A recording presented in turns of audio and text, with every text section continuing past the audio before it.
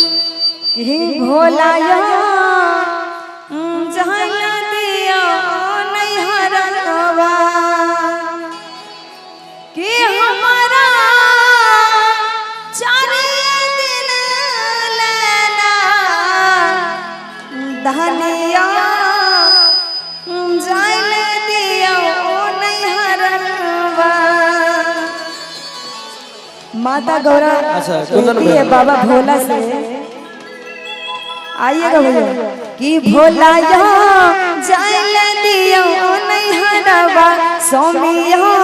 जल दियो नहीं हरवा, हमारा चारे दिन लेना यो हमारा चारे दिन लेना, स्वामिया जल दियो नहीं हरवा, राजा जल दियो नहीं हरवा।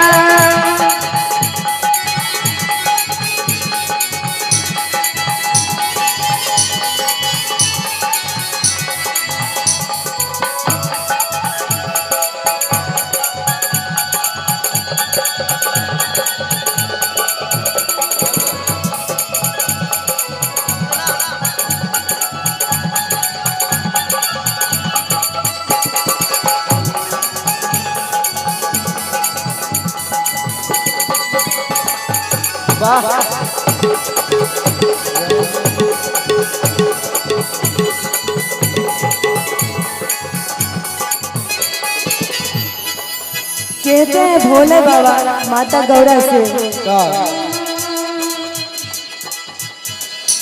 जब तो है गौरा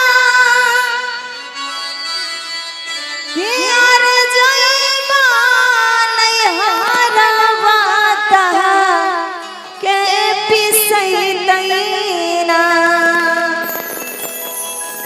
कि हमारा भंगिया के पतिया है गौरा के पिसैलैना, कि हमारा भंगिया के पतिया है गौरा के पिसैलैना, कि भोला जहल दियो नहीं हरवा, भोला जहल दियो नहीं हरवा।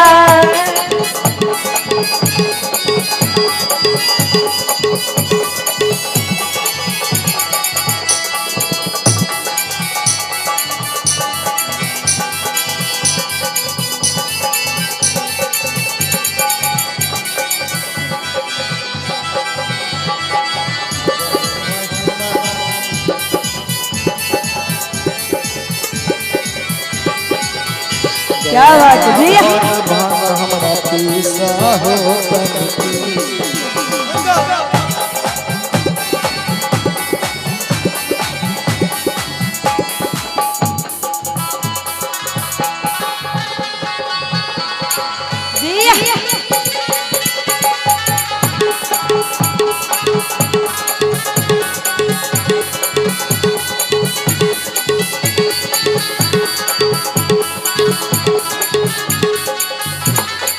बाबा भोला माता पार्वती से मनाते हैं और कहते हैं,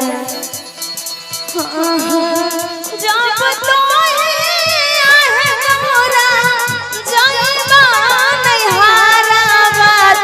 के खेलैना, जब तू ही जइबू गौरा, जब तू ही जइबू गौरा, हमारा नहीं हरवा के खेलैना, कि हमारा कार्तिक गणपति गौरा के खेलैना, कि हमारा कार्तिक गणपति गौरा के खेलैना, यो भोला जल दियो नहीं हरवा, भोला जल दियो नहीं हरवा।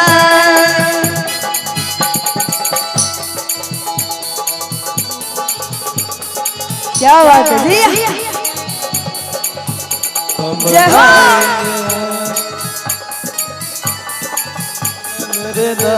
गली में आज चांद निकला, गली में आज चांद निकला, गली में चांद निकला, गले में यहाँ चांद निकला। तुम आए तो आया मुझे याद, गले में यहाँ चांद निकला।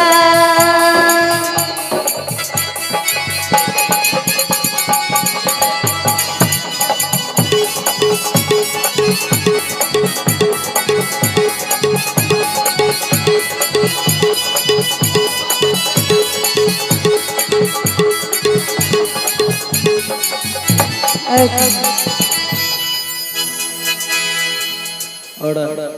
आइए बहुत ही प्यारे